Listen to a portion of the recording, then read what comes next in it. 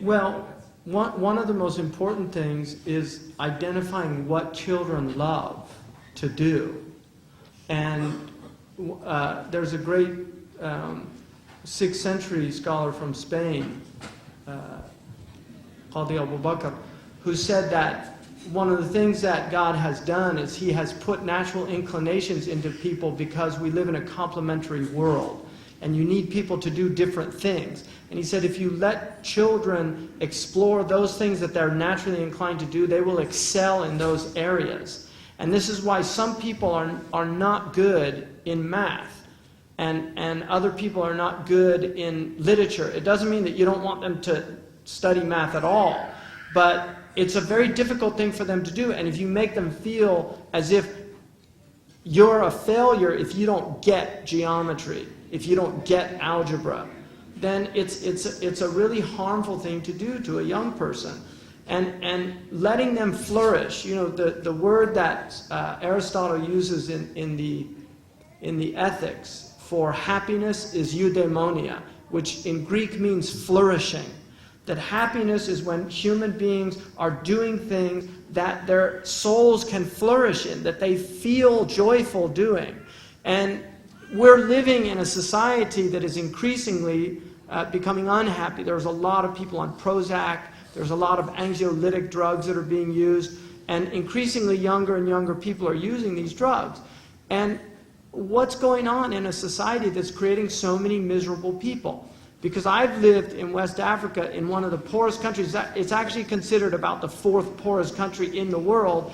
And consistently I found they were the happiest people that I've ever lived with or been with. I've been all over the world, and they were the happiest people. They were happy people. Many of them smiled normally. It was normal for them to smile. When they talked to you, they actually smiled while they were talking. And they're dirt poor, literally. I mean, dirt poor people. What made them happy was, I think, family, community, the simple joys of life. They really enjoyed tea. Just sitting every day, they had tea maybe 3 times a day, and it was ritualistic, and they would sit down. One of the things they say in that culture, إِذَا حَضَرَتَ النَّفَقَةُ ضُمَّتَ الْوَرَقَةُ, when the food comes, put away the books and be with the food.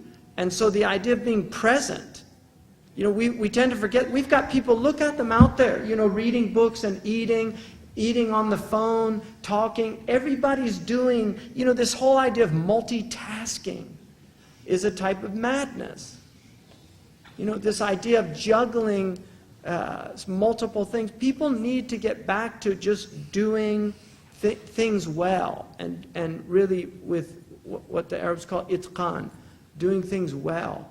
There's so many things young people can do. Another thing, another thing that I think is really key in our culture is we have to recognize that honest work, any work that's honest, is honorable. Honesty and honorable are from the same root, cognates. Any work that is honest work is honorable. We demean labor in this culture.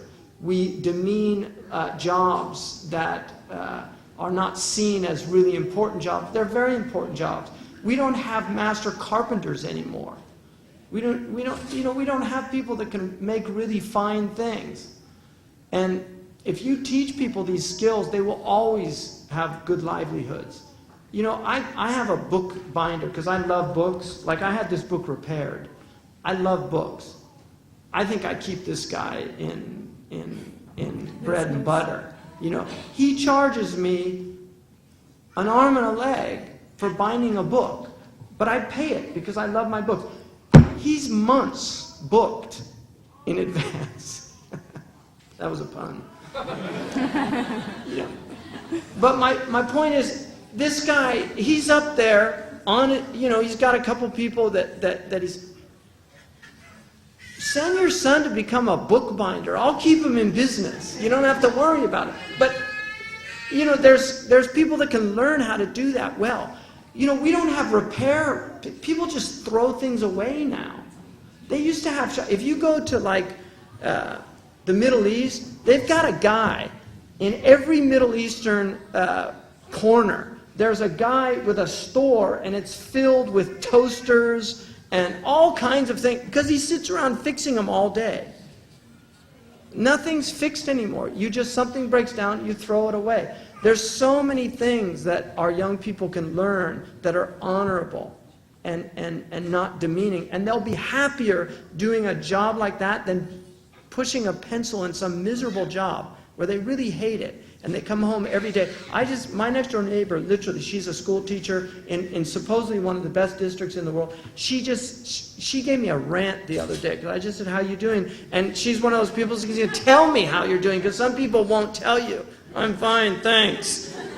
I'm about to kill myself, but I'm doing okay. No, she was like, I'm so sick and tired of this country. We're turning into a third world country. I've got 37 kids in my classroom. And she just went, I'm miserable. I come home every day. This is my next door neighbor. I'm not making this up. I come home every day, and I'm exhausted. I don't even want to go back to work. I'm just looking for something else to do. Well, what kind of life is that? This is your life. This is it.